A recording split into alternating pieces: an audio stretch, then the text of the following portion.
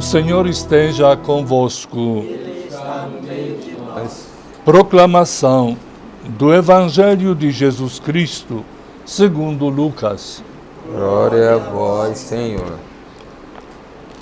Naquele tempo, os publicanos e pecadores aproximavam-se de Jesus para o escutar.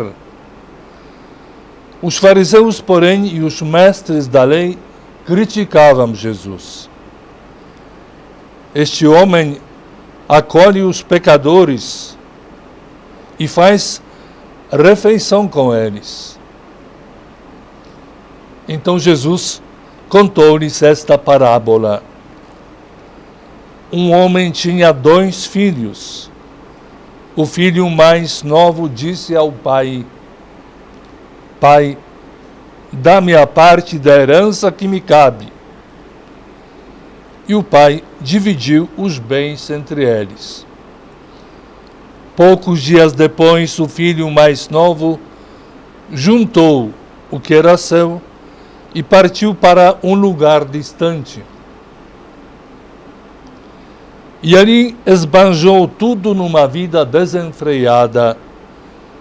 Quando tinha gasto tudo o que possuía, houve uma grande fome naquela região.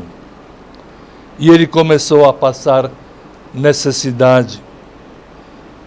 Então foi pedir trabalho a um homem do lugar que o mandou para seu campo cuidar dos porcos.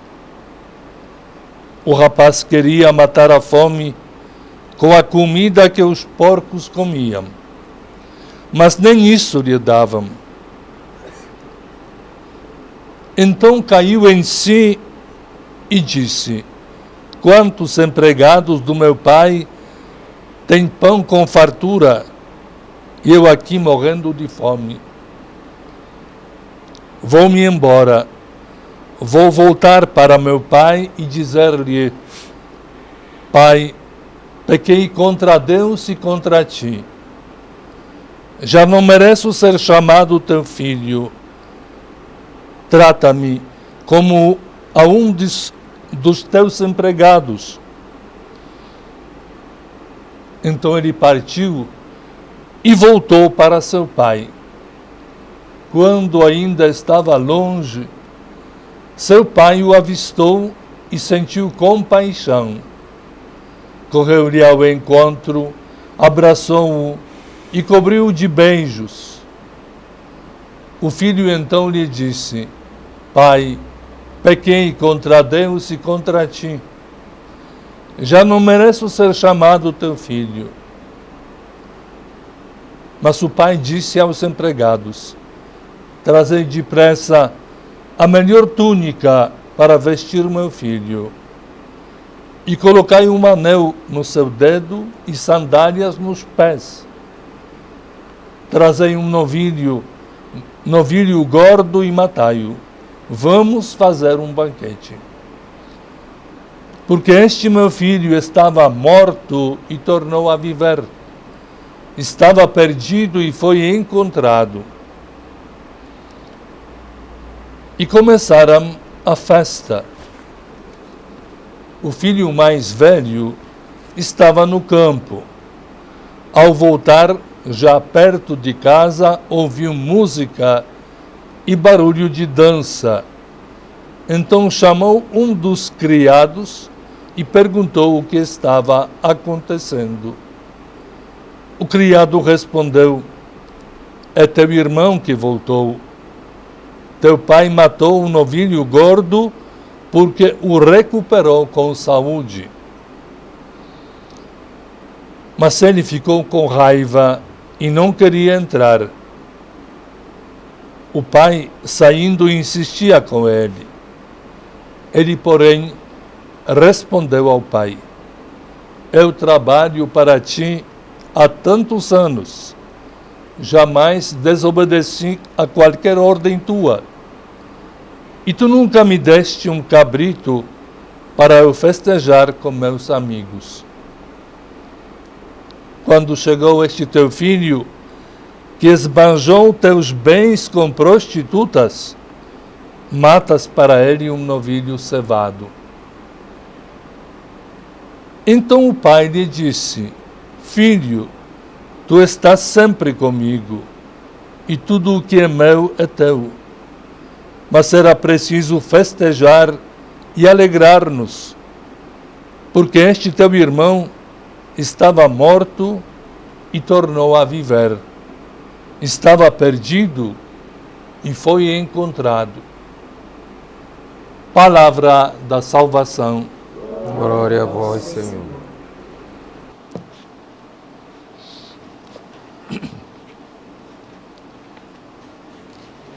Meus amados irmãos e irmãs, neste segundo sábado da Quaresma, segunda semana, estamos chegando praticamente à metade. Somos convidados a refletir sobre a misericórdia de Deus. A liturgia da palavra, mediante dois textos brilhantes, mostra o quanto Deus é misericordioso conosco. A primeira leitura da profecia de Miqueias apresenta um Deus figurado na imagem do bom pastor, que apacenta o seu rebanho, que cuida das ovelhas desgarradas e dispersas.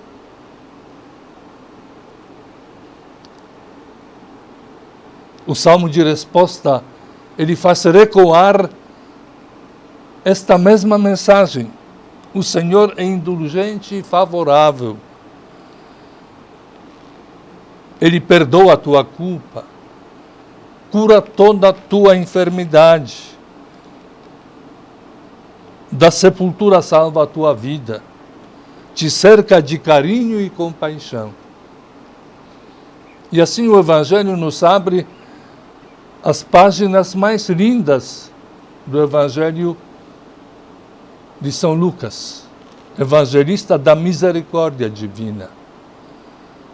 São várias parábolas, mas esta do capítulo 15 é mais bela. Mais do que do filho pródigo, o que se destaca neste evangelho, a misericórdia do Pai. Este Pai amoroso, misericordioso,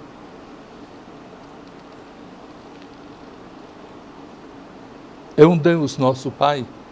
Assim, Jesus, por meio desta parábola, nos apresenta Pai misericordioso.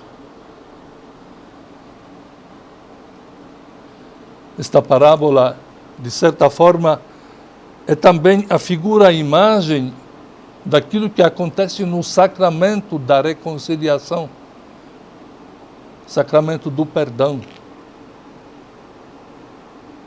Creio que cada um de nós tem esta experiência na sua vida, que afastamos-nos da casa do Pai. Tentamos viver por nossa conta.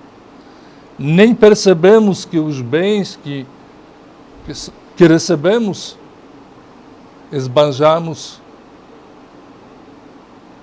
E quando sentimos a necessidade,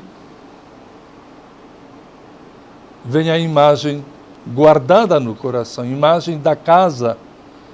Na casa do Pai, os empregados têm pão com fartura. Aí o filho vai tomar decisão, propósito de retornar. Só que por todo este tempo o pai esperava o filho. Ele o avistou de longe, correu ao seu encontro, abraçou-o, beijou e mandou vestir de melhor túnica, de sandálias, de anel no dedo. Tudo isto são, podemos dizer, tudo isto simboliza a nossa filiação divina. Pai nos quer como filhos, filhas, e não como empregados. Aí vem ainda a figura do filho mais velho. Muitas vezes nós condenamos a atitude do filho mais novo, mas exatamente o filho mais velho também, muitas vezes, a imagem, a figura de cada um de nós. Quando não conseguimos entender, acolher a misericórdia do outro, do pai. Ele ficou com raiva. E o pai vai dizer: filho, tu sempre estás comigo.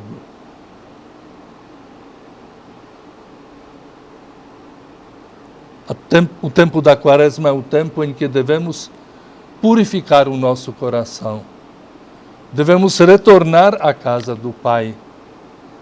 Por isso, é o tempo em que a Igreja nos, desde o início, orienta que deveria ser o tempo do sacramento, da reconciliação, da penitência, da nossa, como se dizia antigamente, comunhão eucarística, a nossa Páscoa. Mas Deus quer-nos sempre junto de si. Dia 17 e 18, ou seja, no próximo fim de semana, haverá aquela ação que já é conhecida antigamente, mas o Papa Francisco deu uma nova dinâmica, 24 horas para o Senhor. É um tempo de oração intensa, oportunidade de se aproximar ao sacramento da confissão. Nossos sacerdotes já estão numa ação que nós chamamos mutirão das confissões, ou seja, nas nossas paróquias, comunidades, eles se organizam de tal modo que possam estar à disposição em todas as paróquias, por forania. E não podemos esquecer que o tempo da Quaresma é também o tempo da campanha da fraternidade. Este sinal de conversão, de retorno, deve ser muito, muito concreto, visível. Neste ano, estamos refletindo um tema muito importante: fraternidade e a fome. Sensibilizar os nossos corações e todos aqueles que são responsáveis também. Papa Francisco, na sua mensagem, aliás, já desde o início do seu ministério, ele aponta que a fome, a falta de alimento, é por causa das injustiças. Ele disse que é o crime, mas muito mais ainda também aponta que quando o alimento é esbanjado, tá? Quando muitas vezes, me lembro uma cena logo no início do meu ministério de padre, de frei, missionário no Brasil, num shopping de Brasília, eu vi como se produzia os alimentos, eram sanduíches naturais, tinha uma forma triangular. Portanto, os funcionários que estavam trabalhando lá com umas facas muito modernas, cortavam desta forma. E praticamente 1/3 deste material estava colocado numa cesta e praticamente descartado no lixo, não poderia se oferecer. Enquanto ao lado do shopping estava uma rodoviária na qual havia muitos meninos de rua, não são moradores, mas crianças de rua, passando fome. Ou da minha própria experiência, a padaria do meu irmão, ela não poderia oferecer os pães a uma casa de necessitados, asilo de pessoas idosas, pelas leis que foram introduzidas na União Europeia moderna. Deveria se descartar isto, não poderia se doar. E tem muito mais. Nós sabemos que o alimento que é produzido industrialmente, depois, numa logística, levado, tá, à rede de supermercados, por muito tempo ele não consegue ser vendido, comercializado. Portanto, depois ele é descartado também. Então, o Papa Francisco aponta exatamente e chama isto de crime, de um pecado. Mas a campanha da fraternidade é para sensibilizar os nossos corações, ver que ao nosso lado, nas nossas ruas, nossos cruzamentos, em muitas casas, tem gente passando fome, tem crianças passando fome. E Jesus disse aos apóstolos: vós mesmos lhes dais desde de comer.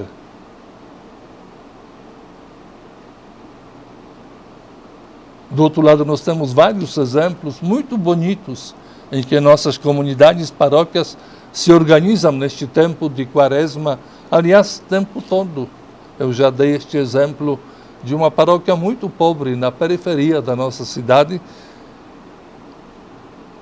que cada sábado, hoje também, a comunidade própria que se encarrega para, primeiro, encontrar os meios, arrecadar os mantimentos, depois trabalhar para preparar 500, 600 refeições completas cada sábado, começando no tempo da pandemia, tempo difícil, eles continuam até hoje.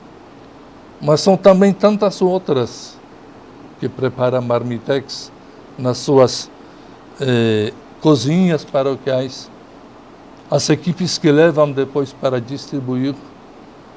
Então, este tempo da Quaresma deve sensibilizar o nosso coração, primeiro para retornar ao amor, ver que Deus é misericordioso e nos trata todos como filhos e filhas. E segundo, na medida do possível, unir as nossas forças, como Jesus disse: dai-lhes vós mesmos de comer. A solidariedade, tá? A caridade, ela faz milagres. Vamos então agora apresentar a Deus nosso Pai, misericordioso, bondoso para conosco, as nossas preces, as nossas necessidades, as intenções da Igreja.